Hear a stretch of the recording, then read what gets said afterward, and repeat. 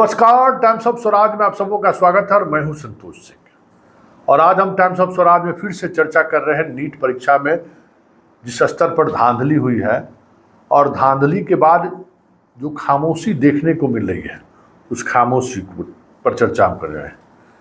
मेरी इच्छा है कि वो खामोशी टूटे, मेरी चाहत भी है कि वो खामोशी टूटे और ये जो लाखों छात्रों के भविष्य के साथ जो खिलवाड़ हुआ है उस खिलवाड़ को लेकर आवाज़ से आवाज़ उठे। चलिए, आवाज़ उठनी शुरू हो गई है। रवीश, राठी, कई सारे लोग इस आवाज़ को आवाज़ मिलाने के लिए कदम से कदम आगे बढ़ रहे हैं, मिलाकर लोग बढ़ रहे हैं। इस बीच कन्हैया भी सामने आए हैं। कन्हैया ने भी बड़ी मजबूती से उन्हीं बातों को रखा है जिन बातों को मैं बखूबी कल से रखता आ रहा हूँ। इस बीच खबर यह है कि छात्र सुप्रीम कोर्ट का दरवाज़ा खटखटाया है और सुप्रीम कोर्ट अब इस मामले में जल्द से जल्द सुनवाई करे। हमें लगता है कि ये सबसे ज़रूरी है, क्योंकि जिस तरीके से आनन फानन में सारी चीज़ें हुई हैं, हो रही हैं और सरकार मौन है, तो आप समझ सकते हैं। क्योंकि जिस संस्थान के द्वारा परीक्षा का आयोजन किया गया है वो संस्थान कहीं न कहीं सत्तारूढ़ दल के एक बड़े नेता के परिवार से जुड़ा हुआ है। एक बड़े नेता के परिवार के लोग उस संस्थान के उच्चस्थ पदों पर बैठे हुए हैं। क्या इसलिए सरकार खामोश है? सरकार को जवाब देना होगा और सरकार जब तक जवाब नहीं देगी तब तक ये चीज़ें चलती रहेंगी। आवाज़ से आवाज़ मिलते रहेगा और ये बातें आगे बढ़ती रहेंगी।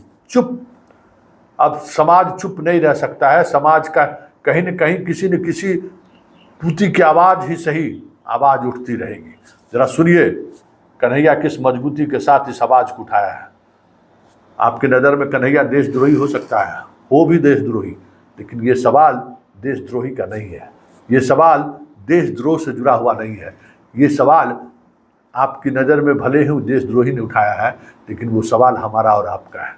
जरा सुनिए कन्हैया का अंदाज क्या है। और कन्हैया जो सवाल खड़े कर रहे हैं, यही सवाल हम पिछले 24 घंटे से खड़े कर रहे हैं कि बिहार में ऑलरेडी प्रश्न पत्र लीक होने का मामला दर्ज हो चुका है, कई लोग जेल में हैं, पूछताछ के दौरान वो सारे एविडेंस उन्होंने दे रखा है, फिर भी राष्ट्रीय पात्रता परीक्षा का जो हेड ऑफ इंस्टीट्यूशन के जो बॉस है ये मानने को तैयार नहीं है, क्योंकि बॉस पर सत्ताधारी दलों का बर्दाश्त प्राप्त है। सुनिए क्या कह रहा है कन्हैया। नीट का जहां तक सवाल है, इसके 3 प्रमुख बिंदु हैं। पहली बार लोग कहते हैं कि रैंक 1 2 लोग होगा, 4 लाख होगा। इस बार नीट के एग्जाम में जब आप उसके रिजल्ट को देखेंगे, 67 लोग जो है वो जो है फर्स्ट रैंकर हैं और उसमें से 720 नंबर मिला है, मतलब 100% मार्क्स मिला है। जब इस सवाल को उठाया गया तो एनटीए के डायरेक्टर ने कहा कि ग्रेस दे करके जो है इनको हम फुल मार्क्स दे दिए हैं। तो उसके क्या नियम है, उसकी क्या ट्रांसपेरेंसी है, किस आधार पे जो है आपने 720 में से 720 दे दिया? और इस देश की सबसे प्रतिष्ठित जो मेडिकल इंस्टीट्यूट है एम्स, वहां पर 50, 60, 65 लोगों को एडमिशन होता है। अब आप ये समझ लीजिए कि जिनका रैंक 1 है, जिनको 100 में से 100 मार्क्स आया है, उनका भी एडमिशन एम्स में नहीं होगा। तो पूरी तरह से इन्होंने इस देश के एग्जामिनेशन सिस्टम को मजाक बना दिया है।